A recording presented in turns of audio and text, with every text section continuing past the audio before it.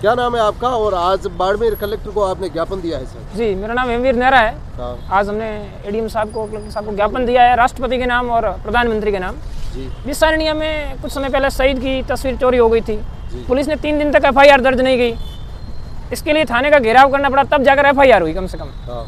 उसके बाद 1.5 महीना हो गया, पुलिस ने आरोपियों को गिरफ्तार नहीं किया। लोगों में गुस्सा था और संघर्ष समिति ने लोगों को इस गुस्से को देखते हुए SDM चौटन को लेटर दिया कि जन भावनाएं बिल्कुल एकदम, लोग नाराज़ हैं, आक्रोश है और अगर किसी घटना होती है तो हमारी जिम्मेदारी नहीं होगी। इसके बाद सभा की, वहाँ शांतिपूर्ण सभा चल रही थी। 5-6 घंटे तक पुलिस प्रशासन आया नहीं मिलने, तो लोग सड़क के किनारे ही खड़े थे, तो ज़्यादा थे तो गुस्से में सड़क पर खड़े हो गए। तब तक पुलिस प्रशासन और तहसीलदार साहब आए, लोग हट गए साइड में। इस घटना के 3 दिन बाद आरोपियों को तो पकड़ नहीं रही है। चौटन डिप्टी साहब और चौटन के थानेदार भुट्टा राम जी और धनाव थानेदार मीठा राम ने मिलकर है, जो लोग सक्रिय थे, थोड़े बहुत काम कर रहे थे, इस मामले को उठा रहे थे, उनके खिलाफ केस दर्ज कर दिया है।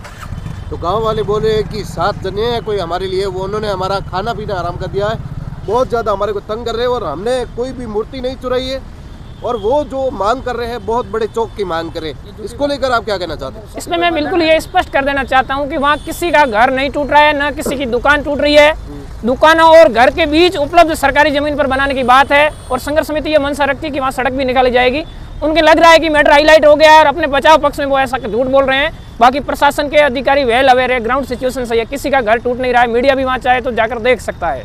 वहाँ पर बड़े बड़े जनप्रतिनिधि आए थे, सबसे पहले RLP के उम्मीदवार आए थे, उसके बाद सब नेता लोग वहाँ पर आए। अब उनका कहना है कि बहुत छोटा सा चौक है, उसको ये लोग 100/100 का बता रहे हैं, जिसमें हमारी दुकान और हमारे आधे घर आ रहे टूट रहे, हम लोगों के पास दूसरी रोजी नहीं है और 7 जने हमें जीने नहीं दे रहे। इसको लेकर क्या वो सच है? किसी का घर नहीं टूट रहा है, जो टूट रहा है वो ऐसे बहाने बना रहे। किसी का घर वास्तव में नहीं टूट रहा है, बीच में जमीन उपलब्ध है, जितना माप है उतने में ही लोग बनाना चाहते हैं और किसी की रोजी रोटी में कोई संकट नहीं है। बहुत बार समझौते की भी बात हुई कि हम आपको टच नहीं कर रहे, बीच में तो बनाने दो, वो तो बीच में नहीं बनाने दे रहे हैं, उपलब्ध जमीन पे नहीं बनाने दे रहे हैं।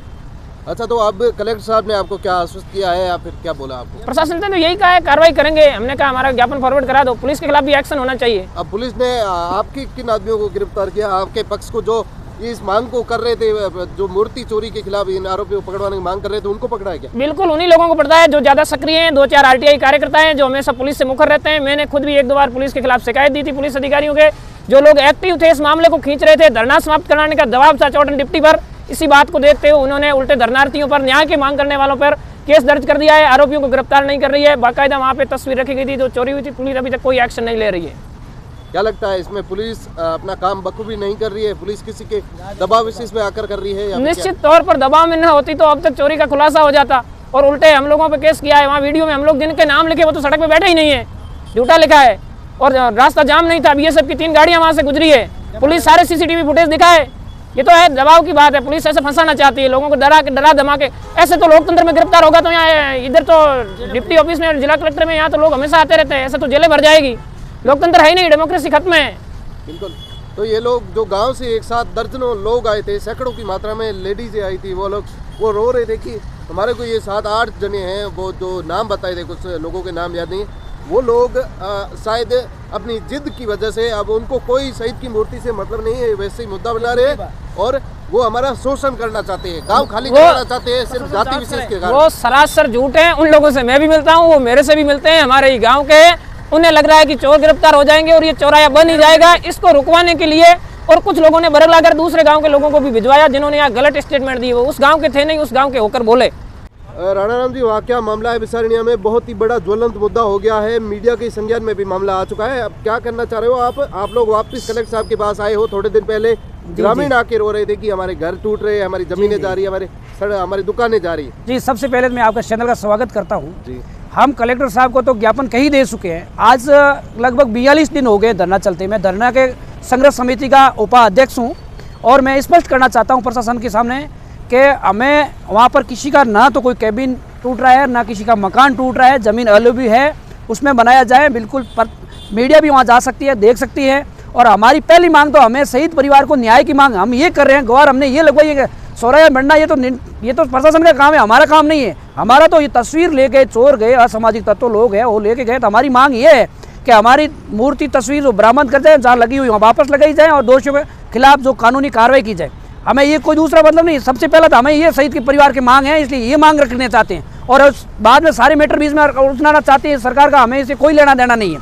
हमें तो दोषियों को गिरफ्तारी, और पहली चीज तो दोषियों की गिरफ्तारी और हमारी मूर्ति बरामद नाम दर्ज मुकदमा होते हुए आज तक संज्ञान नहीं लिया। और हमारी समिति ने ये निर्णय देने के बाद जो एसडीएम साहब को अवगत करवाया था, और उसके बाद में हमने भीड़ इकट्ठी हुई ज़्यादा होने के कारण, प्रशासन नहीं आने के कारण रोड के किनारे खड़े थे, पुलिस आई, हमने उनसे वार्ता नहीं होने के बाद डिप्टी का घेराव किया। डिप्टी साहब से हमें 3 दिन का समय दिया, 3 तारीख तक आपकी कार्रवाई कर दी जाएगी। उस तक 3 दिन के बाद आज तक कोई कार्रवाई नहीं हुई, हमें ऊपर झूठा मुकदमा लगवा करके हमें फंसवाने की कोशिश कर रहे हैं। इनसे हम तो डरने वाले नहीं, अब हम इनसे आगे बढ़ा तो हम जेल भरो आंदोलन भी कर सकते हैं। अभी सारी जिम्मेदारी प्रशासन की होगी, हमें किसी प्रकार का कोई डर नहीं है। हम सत्य की लड़ाई लड़ रहे हैं, शहीद परिवार की लड़ाई लड़ रहे हैं। यदि शहीद वो एक देश के लिए लाल शहीद हुआ 3-3 गोलियां खा करके, तो हमें इस संसार में रहने का किस प्रकार का कोई हक ही नहीं बनता है। बाद में हम जेल जाने के लिए भी तैयार है। यदि प्रशासन चाहता है न्याय हमारे को नहीं मिलता तो जेल में डाल सकती है, हमें इसमें कोई रोज की डरने की जरूरत नहीं है। और हम गलत कदम ना उठाएंगे, ना गलत, हम गांधी संधि के अनुसार से लड़ने चाहते हैं। हम शांतिपूर्वक हैं और 41 दिन से धरने पे बैठे हैं। हमें कोई प्रशासन की वहाँ आज तक संतुष्टि जवाब नहीं मिला, इसलिए हमने आज राष्ट्रपति को ज्ञापन दिया है कलेक्टर के मार्फत, और एक